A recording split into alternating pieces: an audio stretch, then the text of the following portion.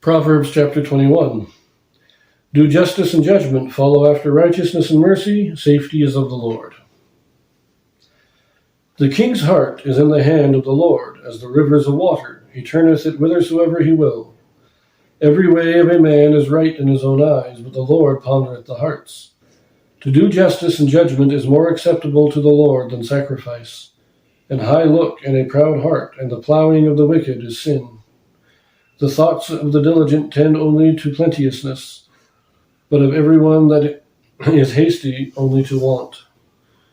The getting of treasures by a lying tongue is a vanity tossed to and fro of them that seek death. The robbery of the wicked shall destroy them, because they refuse to do judgment. The way of man is froward and strange, but as for the pure, his work is right. It is better to dwell in a corner of the housetop than with a brawling woman in a wide house. I like that one. It is better to the corner of the housetop. Remember, at this time, the houses were flat roofed, and they had a kind of rail around the edges so that you could go up there and sit and converse during the cool of the evening and not be inside where it would be a bit hotter. And so it is better if all you had was a little corner on the roof of the house where you slept and you had nothing else. That's better than having a brawling wife. Contentious wife as a companion in the footnotes. In other words, if you're constantly fighting, it's better to be in a small one room apartment than it would be to live in a mansion with somebody that you're constantly fighting with. Verse 10. The soul of the wicked desireth evil. His neighbor findeth no favor in his eyes. When the scorner is punished, the simple is made wise, and when the wise is instructed, he receiveth knowledge. The righteous man wisely considereth the house of the wicked, but God overthroweth the wicked for their wickedness. Whoso stoppeth his ears at the cry of the poor, he also shall cry himself, but shall not be heard. A gift in secret pacifieth anger, and a reward in the bosom strong wrath. It is joy to the just to do judgment, but destruction shall be to the workers of iniquity.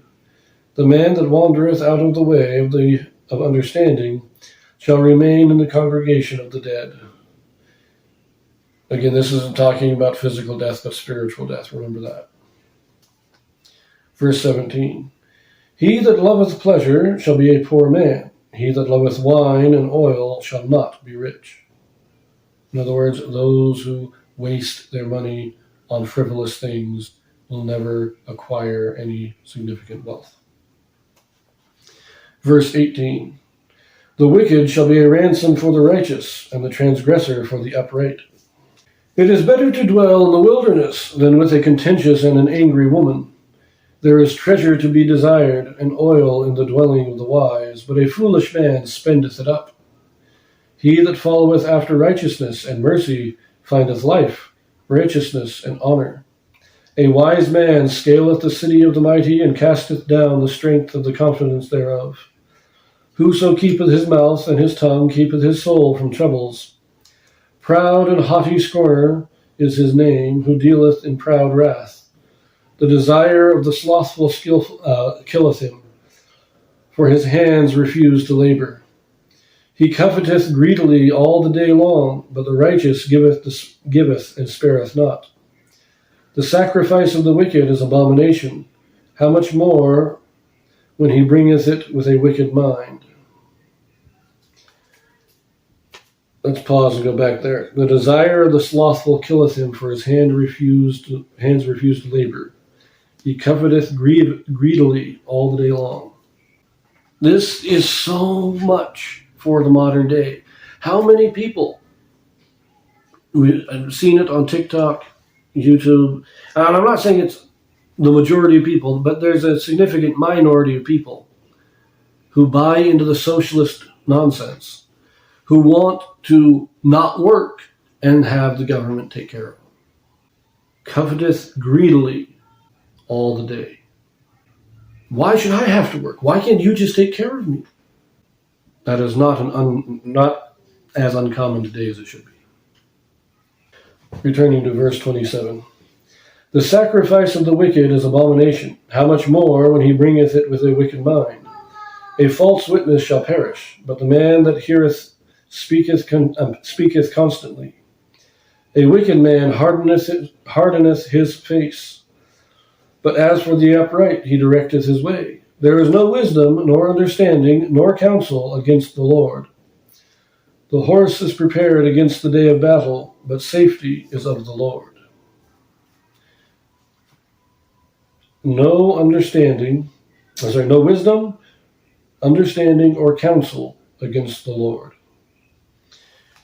You cannot go against God.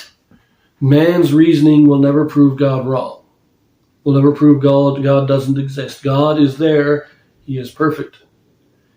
And when we try to justify ourselves in reasoning that God is wrong, when we try to correct God, it never ends well for us. We will leave that here and pick it up in the next chapter. See you then. I wanted to add this to each of these videos of Proverbs chapters 10 through 24. Because I'm making only brief comments on some of the Proverbs, because each verse is its own separate proverb in these chapters, I want to extend this invitation to anybody listening.